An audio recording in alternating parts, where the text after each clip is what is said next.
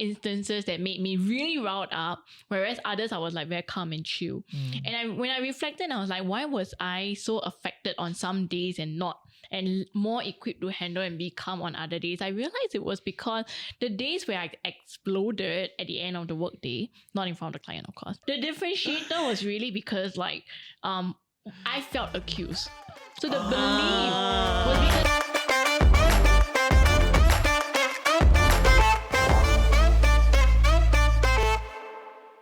welcome back to Wise and Shine. I'm your host Reggie, aka your Chief Financial Coconut. And I'm Dawn, SG Budget Babe. Today on set, we're going to talk about a really interesting topic, which is about finding balance. Very woo-woo one, very woo-woo. We're trying to make it less so. And the key question we're trying to answer in this episode really is it possible to find balance in a city like Singapore? Yeah. And we have two very interesting friends on the show. Would you like to just introduce yourself? Hi everyone, I'm Jaslyn, founder of the Busy Woman Project, a platform for busy women to find their purpose and balance through mental, physical, and financial health. That's why you're here today, right? And we have a lot to talk. Yes, and Hi, I am Jayme Joy. I am a pre-postnatal exercise specialist. I help pregnant mamas get fit for their babies, and I help pregnant mamas who have given birth who are not pregnant anymore to go back to their pre-pregnancy weight. In case you couldn't tell, Jayme is just freshly 1 year postpartum, which shocked all of us because none of us were expecting that. But yes, we'll learn more about her. You can check her out on her she's social. my friend, so I know. So it's not that shocking for me, but I get it. Okay, yeah. But we have to contextualize, right? So what is considered balance, or maybe in the context of like living a quality life in Singapore, right? What is a balanced way of life in Singapore? Just so everybody knows, right? I think the government is trying to retire the word balance, yeah.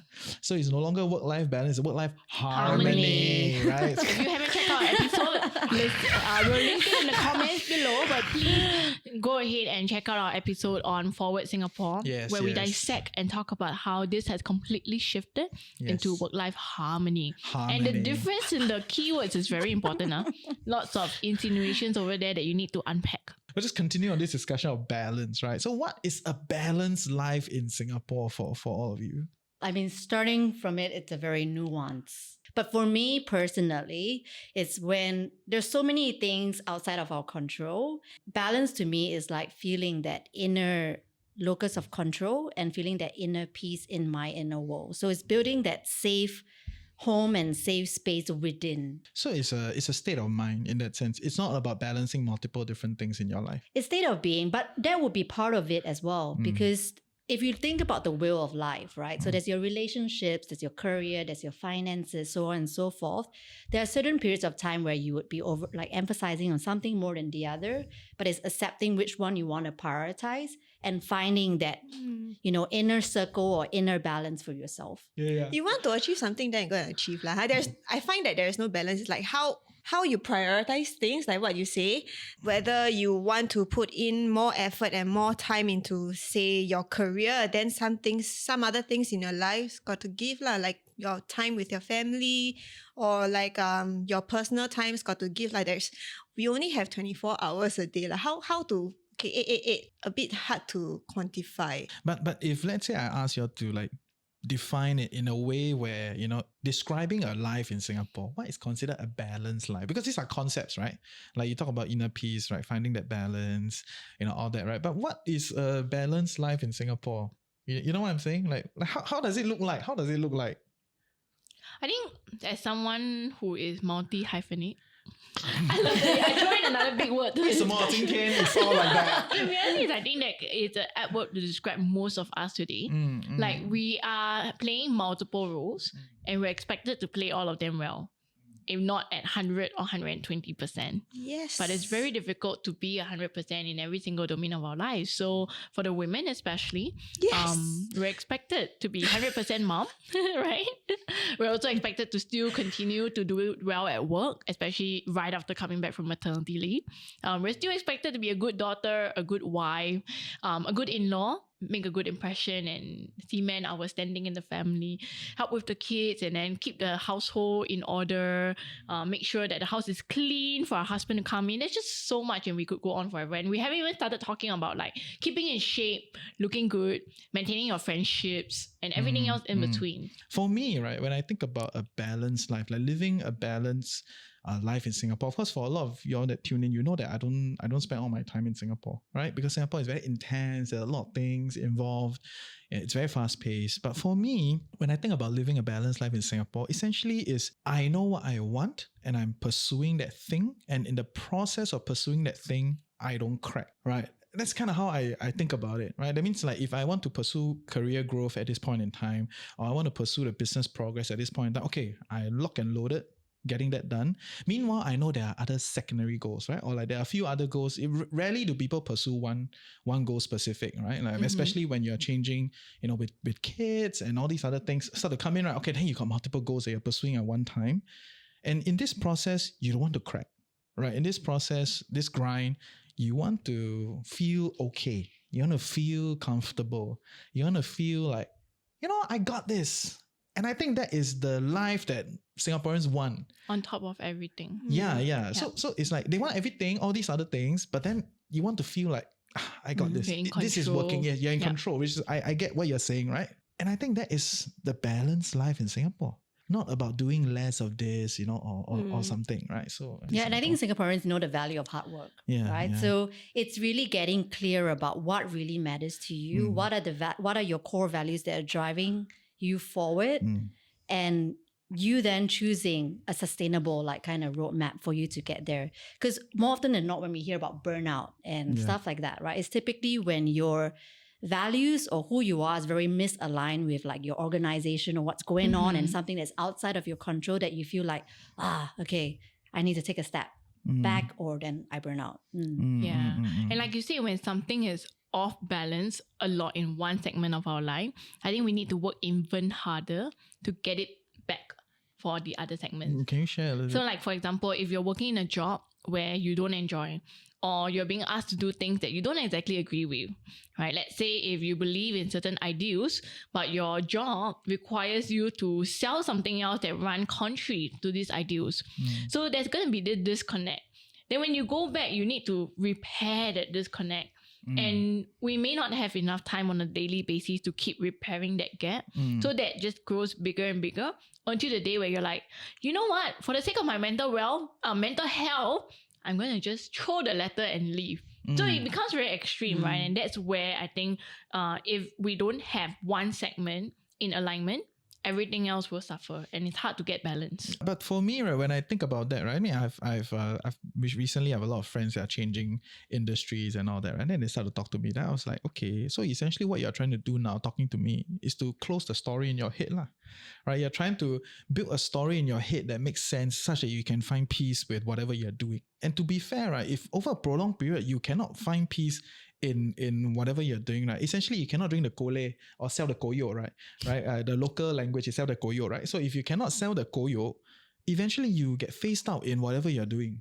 Because if after we observe for a while, right, everybody at the upper echelon of particular thing, right, is quite similar one, right? They have a little bit of a difference, like in the finance world, or amongst like the lawyers, or amongst the the medical professionals, or even the nurses or teachers, right? A lot of them are very similar as you move up, and the structure requires you to be like that. If not, you cannot move up. Right? So to me, right, eventually you reach a point where if you cannot reframe that story in your head, then you throw a letter and go, right? Right. But the real cure, the prolonged cure shouldn't be a situation of constantly trying to like heal, I'm not aligned, I heal. I'm not aligned, I heal. It's more like, okay, I'm not aligned. Can I make this work, right? Is this, can I realign this thing? Then I can find the balance and the peace, you know what I'm saying? We are always like trying to find the disconnect that makes us uncomfortable, but I feel like everywhere you go, you are bound to feel uncomfortable. Like whether you work for boss A and this company doesn't make you feel good, then you throw letter, you go to boss B. Maybe he or she does another thing that doesn't make you feel good. Then the question boils back to yourself, right? In an ideal world, we want to have our own rules, have our own life, but I mean, we are in Singapore lah. Yeah. I don't think it's just a Singapore thing lah, True, right? true. But the idea is that it's true, right? When you work in an organization, there's certain expectations, and of course, when even in society, there are certain expectations, right? Yeah. And if you cannot make it, then it becomes very hard lah. So Actually, what I'm hearing is there's like, two prong, right? One part is that you accept that this is the situation you're in and then letting go of some things that are outside of your control. But the other way of looking at it is like, if you are, I mean, sometimes also a luxury of be able to do that, but to think about like, what exactly is driving you? What are the things that really matter to you? Why is this pattern repeating, right? And to really have that inner dialogue as to what is the reason that this keeps happening to me and how am I actually playing a part in this happening to me, so that you can try to make some shifts within your life to not have that pattern repeat to you again. Because I know you work with a lot of people, right? So like, do you have an example that can help us take this in a more tangible way? How about any one of you who has like a real like challenge? Oh, we're doing this live. Real challenge. Okay, come real challenge. Anyone? Okay. I can volunteer. Okay. I think like I run at more than 100% every single day. There will be moments in life when work comes up to fill more of your time. Like a crisis or an issue or a new project might come up and it demands more of your time. But the problem is when you're running at 100% already, you don't have that extra time to take. So recently what has been happening is I have been taking that time off from the family and from administrative household matters. So like bills are being paid late. I'm missing out on, for instance, we're going on a trip and there's some admin stuff like you have to buy travel insurance, you have to apply for the visa, and you completely lose track of these things until the last minute.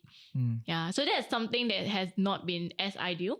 In a normal scenario when everything is on par, we can stay on top of things. But because it's a season where work has gone up a lot, then something else has fallen short, and this is really the household administrative stuff.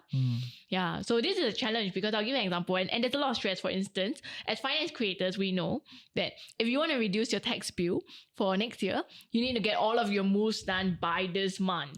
Right? And that was something that I started on last month. So in November, I already like, okay, I have 2 more months left to the year. I need to really go and calculate and then see how much do I need to put in my SRS account? How much do I need to donate to charity? How much might I put in my CPF account? And all of these moves to reduce my tax bill come April. Well, we're already in the second week of December and I haven't done anything. Because every single time I want to sit down and do that, something else comes up. Like a new client brief comes in. A client reverts with changes and it's due in the next 4 days, or another inquiry comes in and then you have to work with them on whether this is suitable, whether it's on brand. There's just so many things that comes up to feel like we haven't even talked about like corporate work. Yeah, so that would be one challenge. I think I wouldn't be the only one facing this. A lot of us are running at 100%, right? So what would be the balance to find in such a case then? So it sounds really overwhelming.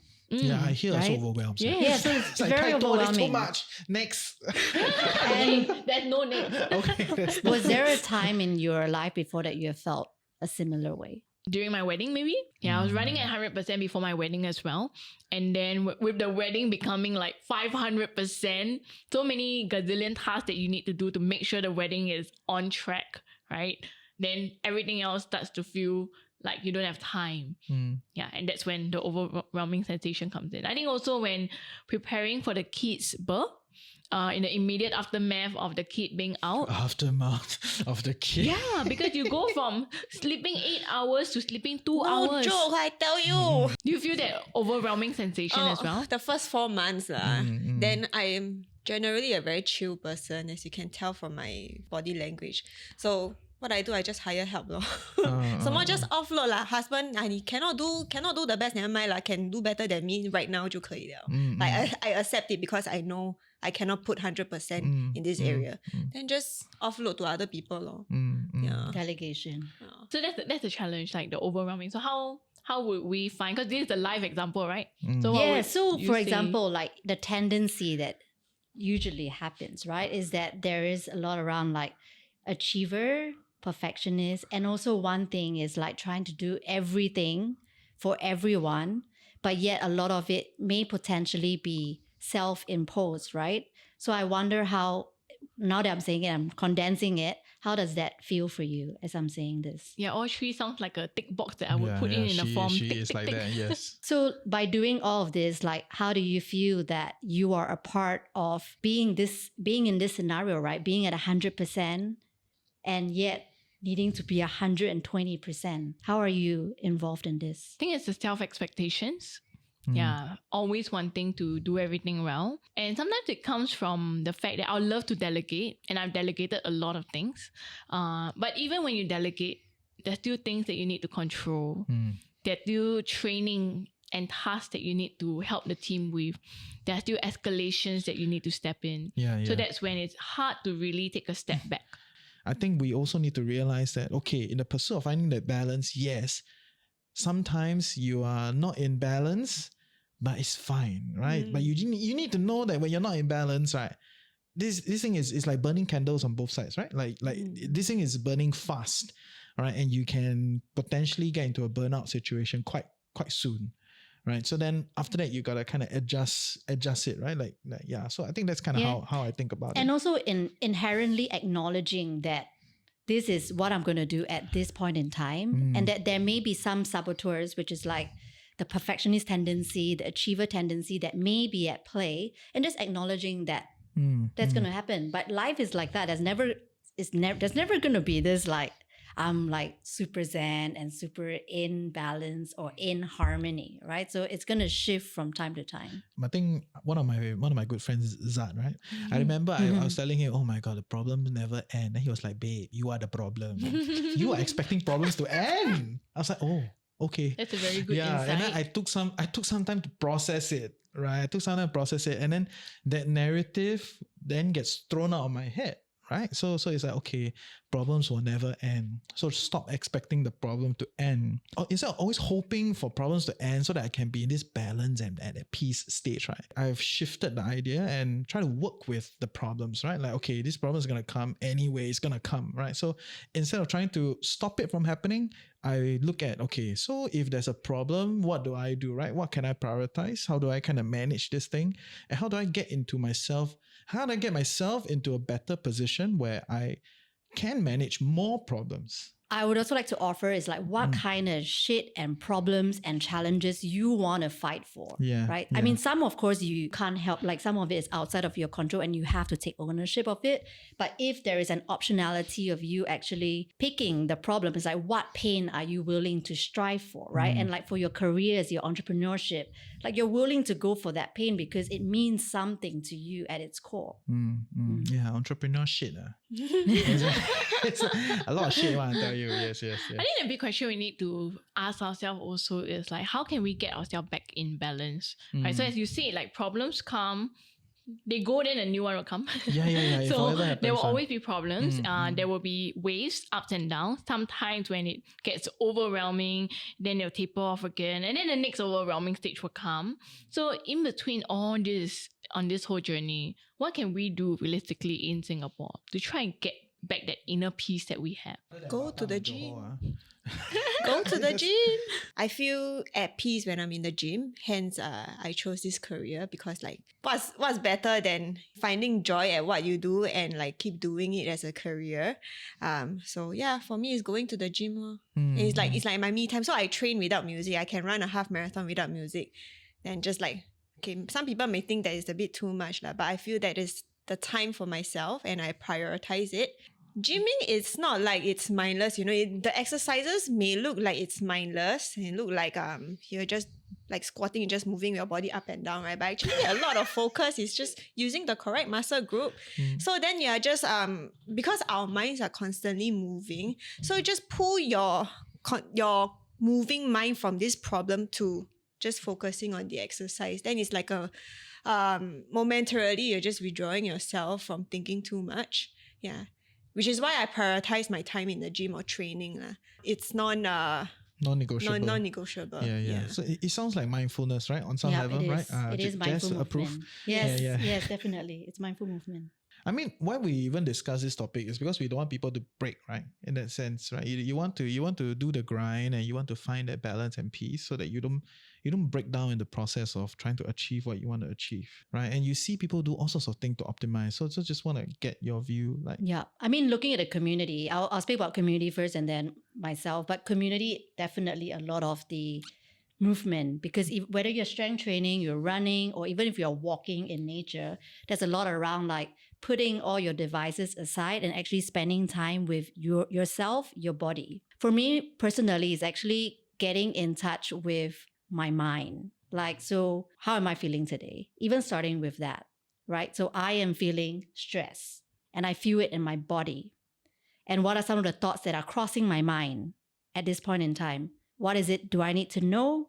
And what is my heart saying, right? So it's a lot around like self-compassion, because a lot of times like we're already doing a lot, right? So it's around like giving yourself a pat on the back and knowing that you are doing the best that you can at this point in time. Yeah. So, but my extensive routine would be movement. I think Does that's help to also anchor. where sometimes the stress comes in because, like you said, like Jess, you're very deliberate and you arrive early, you journaled, and while you were doing that mindfulness activity, you didn't even touch your device.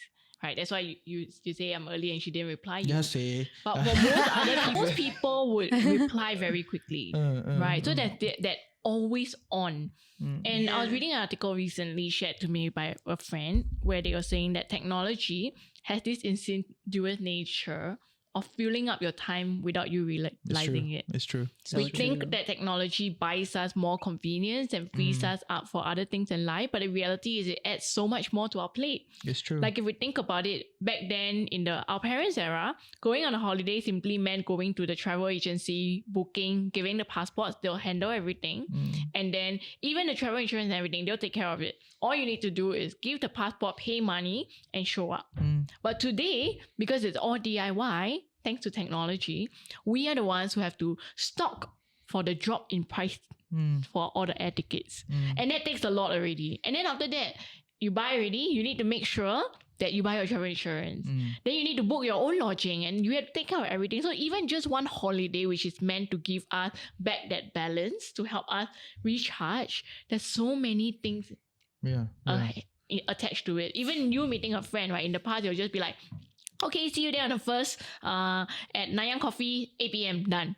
You just show up. Today you'll be like, hey, what should we eat? Maybe coffee not very nice. Actually, I was Googling for reviews. I see nearby got another cafe, maybe better. And then maybe we should wait. Let me check whether any app got discount. So we do all of these little things and it just make our lives more complicated. So and that stress. that adds to the stress and off balance. But you go through this whole myriad of stressful activities, comparing, blah, blah, blah. And I did that, right? Recently, I went to travel and it's like I went through this whole circuit. In the end, I realized I just booked from the hotel directly. They give you 20% off, right? So after I offload and then I booked from there and they send the platform sent me a ping. It's like, oh, special discount for you. It's like, they're tracking me, right? It's so annoying. It's so annoying. And that's the thing. So you realize in the end that you get the 20% if you book directly with the hotel, but most people don't. And not every hotel has that benefit as well. Small hotels should do it lah. Don't stupid lah. You pay 20-30% on the platform right? fees. Just go direct. Yes. Yeah, but I think the other challenge is emotionally, like what Jess you were saying earlier. How do you feel? What role do we have that makes this pattern keep repeating? And part of it really is the fact that if we book today, we choose choice A. And then we find out later that had we chosen choice B, we could have saved like 20% and we beat ourselves up for why it. are you affected by it then? Like, why do you even feel affected by it? Because we wish we could have saved that money and then use that money to spend on something else during the holiday or to make more. We'll feel very pig-check. Right? Like, today I paid $20 when actually I could have only paid $13. And how does that throw you off balance then? It throws us off balance then because the next time we do the activity, we want to strive to get option B right from the start. So we don't feel these feelings. But then going for that option B entails having to compare, do all the administrative work, which then takes up more of our time. So it's like, it's hard to have both. what else? How will you then get yourself back into balance in this discussion? So for me, one thing that I've learned over recent years, especially after becoming a mom, is that just You're don't never bother. balanced. Life is hard, right? Being a mom is crazy. No, it's about like just let these money go. Okay. Yeah, like the old me when I was single and had a lot more time on my hand, I'll be like, why should I be paying $20 when I can pay 13? But today I'm like, you know what? I'll just pay the 20 and just let it go. Oh, budget I'll earn babe, it no back. longer budget. No, but it comes because it's a trade-off, right? You would budget for the bigger things. And it makes more sense. But the problem is, it's actually easier for most of us as consumers to budget and save on these little dollars. Yeah. Because that's where they make it easier for us. They make it accessible. But it's in the bigger things that is not that straightforward. Whereas when you crack that, you save more money and save yourself a lot more trouble at one shot. Yeah. Totally agree. And a lot of the stress comes from all these little things, right? You want to buy bubble tea. Hey, should I buy Koi, Liho or Gongcha? Or which brand got promo now? Hey, if I use my DBS card or my UOB card, hey, UOB now got $1 off. Hey, wait, but if I use my DBS, I get 4 miles per dollar. So which card should I use? And all of that just weighs on your decision making. Yeah. So I've been making more of this kind of decision to get myself out of that, because otherwise it's never ending. The amount of work you need to do just to save these dollars, right, goes on and on and on and on. Yeah. Because and like, what's the cost of your stress? Yeah. Yes, Right, yes, sounds like exactly. that. What's the cost of our stress? And it's as if you can beat the big boys, right? Like, to be fair, the structure is crazy. Or right? the algos to target us at the right time. Yeah. Don't think you can beat that. You are deluding yourself, right? I think that's where it is. My husband is like somewhat like you, where I'm the chill one. So say our wedding, for example. So I'm the super chill one. So like we set out to meet different hotels for our wedding. Then I just went to the first one. I'm like, okay, 这个就是这个了，我不要再看了. Then he's like, Nani? Nani? Yeah, I don't want to put myself through all the stress thinking about the budget. Like, just 这个啦。这个. I mean, to me, they're all gonna be similar anyway. So just go ahead with it. Yeah, so maybe it's interesting to know from your perspective, because then I understand how my husband thinks. Okay, so we are promoting family harmony. Today is sponsored by Ministry of Social and Family. I feel like there's so many sponsor plug that can come in. So I think I see 2 tracks, right? Essentially, one thing is you try to kind of manage this process, right? Like when things are off, you try to come back in and you do all that, things that you try to get yourself back on the balance, right? And then the other thing is about like kind of like deprioritizing some of these things, and all your stress factors essentially kind of removed, right? Right. So I think that's kind of where we're thinking about the problem, right, or the situation, right? So, Yeah, so or what are some- potentially take a step back. Of course, if time permits and all these other factors, and really going into process around like, what does success mean for you? What's your definition of success? What do you really value? What really matters? What is the reason I'm actually scrutinizing over the dollars, the $1 or a couple of cents, versus looking at a bigger picture? Is it actually I want my kids to enjoy a certain thing, like a certain outcome, a bigger outcome versus the little thing? So I think if potentially there's a number 3, that would be... I think also there's room for changes in the conversations that we have with our friends. So like not every one of us have friends where like you and that, they can just wake you up. But I think like the problem also is that we feel this stress to keep up with our social life. But oftentimes when we meet up with our friends, what do we really discuss? A lot of it is like, oh yeah, how's your kid? How's your work? It's very level 1 kind of conversations. That's how I would categorize it. And not many of us will be able to go one step deeper to have friends and like, hey, let's sit down and, reflect on what we have achieved this year, what we want to get done for next year. How can we support each other through that? Maybe a challenge to you listeners that you can explore is how can we curate maybe a group of small trusted friends? Maybe just say even one other person or 2 or 3. Yeah.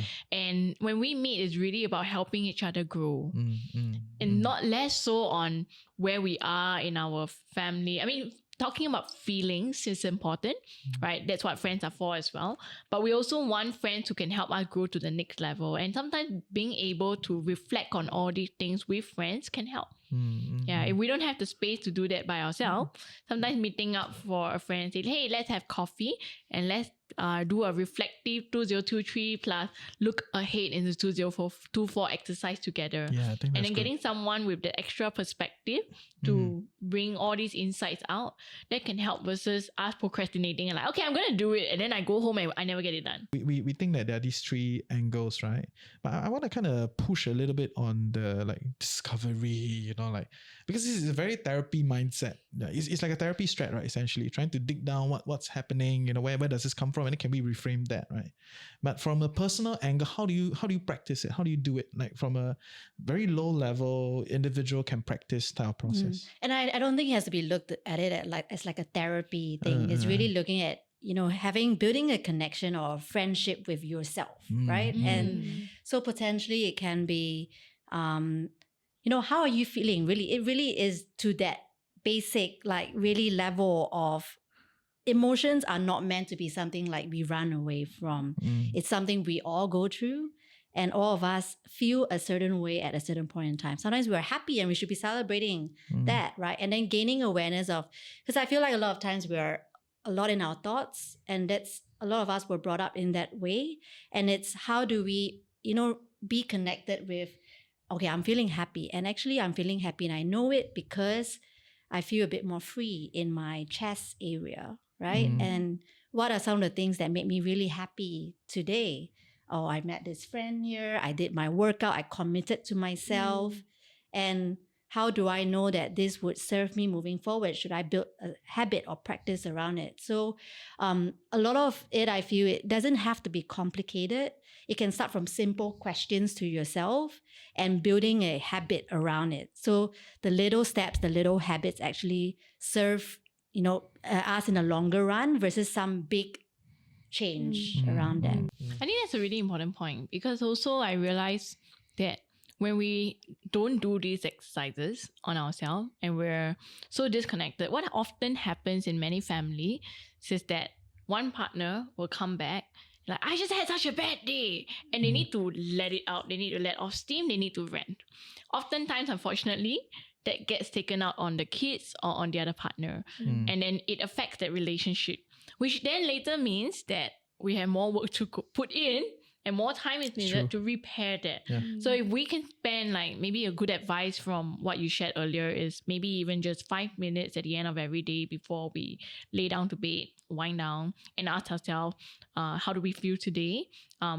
Is there anything we wanted to improve on? And really just connect with ourselves as a friend. We would need less of our partners and our family members to be that support for us, so that their support can then really only come in when it's a crucial tipping point and we really need all the help that we can get. And if there is any form of potential shame around emotions, it can be a very private exercise first, right? But these little steps can even build up to the leaders you want to see in the workplace and the people you work with, because we're all humans, right? And in the workplace, sometimes, you get so angry over like this colleague or this coworker or your client, but actually what is that reason? What is it that's triggering you? Because emotion at the bottom of it is typically one of your values or your needs are not being met. So if you can just slowly build that connection with self to understand those needs or those values that are important to yourself. Can you give me an example just to kind of land it? Yeah, values, needs. Yeah. So for example, if let's say I'm feeling very angry at you, for some reason you turn up like 30 minutes late. So, and for me, for example, maybe punctuality is super important, and because that to me means that I'm respecting this person's time and this person's respecting me. So at the core of it is respect. Right? So when you breach that, I'm so freaking angry at you because you do not respect me, right? So that's actually like from this simple thing, like a lesson beneath that actually to me, respect in any relationship is very important. So for me, how I'm going to honor it is I'm going to turn up on time for any kind of professional or personal kind of connection or meeting with that person. I have another example to add. So like earlier on, you're talking about when we get triggered by clients, right? I actually went through something similar. About a few months back, I was getting very angry I work in customer client facing, right? So there were certain queries and certain instances that made me really riled up, whereas others I was like very calm and chill. And when I reflected, I was like, why was I so affected on some days and not, and more equipped to handle and be calm on other days? I realized it was because the days where I exploded at the end of the workday, not in front of the client, of course, the differentiator was really because I felt accused. So the belief was because I react when people talk in a certain way that is accusatory, that makes me feel like I've done something wrong when I have done nothing wrong. Like, for instance, when I'm correcting you about the price that you paid less and this is the correct price. And then the client can respond like, oh no, I'm so sorry, let me go and make the payment. Or the client can respond like, no, show me proof where in your terms and conditions that this is the price. You said this, so I assumed this and I converted this. So then I'll get very accused because I'm like, honestly, the price is just what it is. I have no control, but the way they respond makes me feel accused, and that's where then I get riled out. And when I started realizing that was about 2 months ago, I was able to then stop responding. Whenever I felt accused, I'll just, mark the email as unread.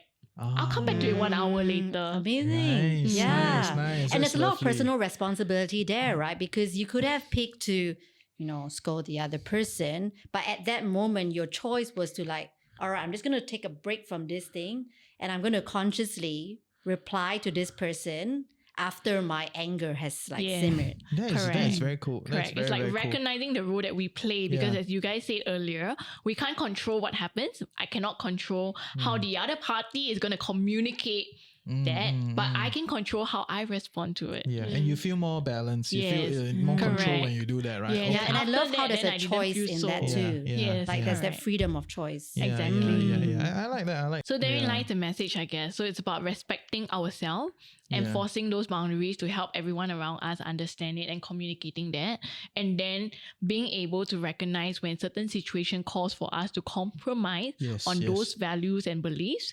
And then when that happens, find another way to recover or repair from it. And I love how the word nuance came up again, because I guess it's not black and white, right? Even if you have a framework, it's a rough structure for you to Work follow. with, But then there's still gonna be, it's life, right? It's not gonna be black and white. Yeah. And I think there is a lot to say about the power that you have, right? In a sense that if you want to achieve balance, right, then you must be quite powerful, lah. Right, because the lower down society you are, the lower down the rungs of the organization you are, you tend not to have too much control, right? Because you're playing other people's game, right? So on some level, you want to have a lot more control, you got to move up the power ladder. Maybe let's talk a little bit more about the middle managers and the self-employed, because that forms a large part of our listeners as well. So for people in these situations where they're in the middle, right, you have to manage upwards, but you also have the people below you and you need to kind of meet them at where they are. Say for instance, if you manage a team out of Philippines and they're online, they don't really use WhatsApp either. You just gotta download Line maybe to communicate with them, not Line, Viber, right? And then you also have your bosses above you who you need to manage, and maybe they use a different mode of communication. They are used to different ways and they draw the line like you did on this is how you have to communicate with me, but then the one below you is different. Or maybe it's for the self-employed where they have to cater to all the different client types and they're still in the midst of building up their brand, establishing that power. So they don't really have that privilege of being in a position to enforce it as much. How can this group then achieve that inner balance? You have no choice, right? You're not powerful. You are in the receiving end of all this shit. You just take it, right? You take it, but you manage it through, your long walks, through your gym sessions, through your beer session downstairs, which is why you go to CBD downstairs, all drinking and scolding their boss. Scolding the boss, scolding the client, scolding the contractor, everything just go. But they are managing. They are managing the problem. Right, because they have no abilities to change the fundamental relationship and the process of what it is, right? So I think this is reality check, right? You cannot just believe, because I think it's increasingly, especially, okay, I know I sound like a boomer now, but especially amongst the younger hires, right? They come in, right, and then they have all these expectations like, oh, this is how it works. I was like, sorry, girl, this is not how it works. This is my space, not your space. Right? I will find space for you, but please don't come here and diva me. Okay, you're at best a stage crew. right? Please recognize who's the diva in the room, huh? Right? And I think that is so important, right? And eventually, if you're no longer in the center stage, you move to, you retire, you take a smaller role, then you also got to reposition yourself, right? Because you're no longer the alpha in this relationship or in this organization. You must realize where you stand. Right. So if you're new and you got, in this hypothetical, which I don't think is hypothetical, I think a lot of people are in that situation, then LL, you take it, right? And then you go and like figure out other ways to kind of manage your emotions. And I guess that's how I do it. That's why, and like when you look at burnout, right? Like it's always a lot of the middle managers that get burnt out because it's expectations from around, right? Yes. And the question, I guess, agreed with sometimes things are outside of your control, but also trying to see what's within your locus of control. Yes. And taking a step back is like more for the corporates out there. Like, what is a way to build a sustainable workforce and sustainable workplace for people, right? Technology is moving at light speed, right? AI and what's not. And how can we be better humans that can connect with one another and that can lead teams that can produce the outcomes and results without like people burning out all the time, right? And of course, it's a nuanced thing. It's not like as long as you have tenacity, then it's okay. No. It's a balance between all of those parts, right? Yeah. No, and I think there is a natural attrition, right? There's a natural attrition to all things. Essentially, if you don't fit this culture, then you just have to fall out, right? Because the system is a bit bigger than you, lah. Right. True. So there's some element to that. But okay, of course, if a company has a very high churn, right, and the HR does not sound it out, right, then you fire the whole HR. It's like, what are you doing? Right? Like, but I think a lot of bigger companies have a better grasp of it. It's the smaller SMEs, the bosses sometimes come in and then they flare up, right? And they got all these other kiki kwai kwai things, right? Those are a bit more problematic. Yeah, but bigger organizations, they track their churn, they track the ins and outs, they track the Glassdoor reviews, all that. So I think it's a bit more managed, lah. Okay, so we've covered the financial part, the emotional and the mental balance part. What about for the physical part? Okay, maybe if you could share, like, a lot of people, especially in Singapore, we're always being told you need to exercise, you need to go and be healthy. But many people will surely come and tell you, I want to be healthy, I want to work out, but I don't have the time to work out. What is your advice on how they can achieve physical balance in their life then? Find time, lor. Really, the truth is find time. Even if it's just like 20 minutes body weight workout on vacation, then just do it. Like 5 minutes is better than 0, 20 minutes is better than 5. Yeah, just LL just find time to do you it. kind of build up the muscle, not the muscle like physically, but if you as you build up, it kind of becomes something. Yeah, like if you're consistent enough, say you start from 1 time a week, gradually up to 2 to 3 times a week, then next week, one day you don't go to the gym, you feel very gao wei. Then it becomes part of you, then it becomes non-negotiable already. Yes. Find someone to go with you. Accountability partner. Or pay good money, then you both pay, you got to go along. You feel the pain, right? Feel the pain. Get a trainer. Yeah, there was one thing around habits, like they're talking about, let's say, even if you say 10 minutes, right? And for some people, it's still like really tough, like 10 minutes to carve out or prioritize that time. Then if that doesn't work for you, then you really go down to 1 minute. Like 1 minute, would you actually walk around? And from the 1 minute, then you start building, okay, every day I'm going 1 minute. And then you build up there, okay, 2 minutes now. And then it builds up. Yeah, so then you have your streak ready, then you just don't want to go back. Okay. What about for instances where things happen in their life? So let's say they have built up that streak. This one I know. I'm very good at this. Right. No choice, you just drop it. Yes, correct. So things just happen. Let's say, for instance, a kid gets hospitalized or an elderly parent you need to spend that time in the hospital. You need to bring them.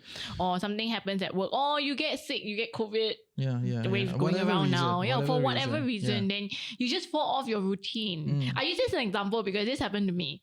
In this month alone, I was sick for 1.5 weeks with a really bad strep throat and a blocked nose that I just couldn't run. Because when I ran, when the wind goes in your throat, it hurts so much when it's pain. So I couldn't run. And then I told myself, once I recover, I'll get back into it. And I had one day where I was very happy. I get to do my cardio and my weights.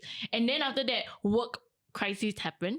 I had to go and prioritize that. And then my kid fell sick. My mom-in-law got COVID, so no one was helping the kids, so I had to step in. And then I look back and like, this morning I was telling myself, hey, yesterday my husband got to work out. And I'm like, hey, you very good, you get to work out.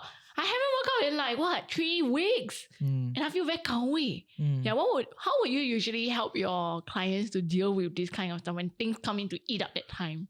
LL law or higher help law. Yeah, to me, there's no. This is a false dichotomy. There is no way out, right? If it's a crisis and you're fighting a crisis, Yeah. everything else is deprioritized. This crisis first, we solve it first. Correct. I think what is more important is don't judge yourself that you fall off the routine, because that becomes a Correct, double correct. whammy. Yeah. Right? Correct, This shit is already happening. You're deprioritizing. You know that you're sacrificing all these other things to solve this thing. This is like, full on.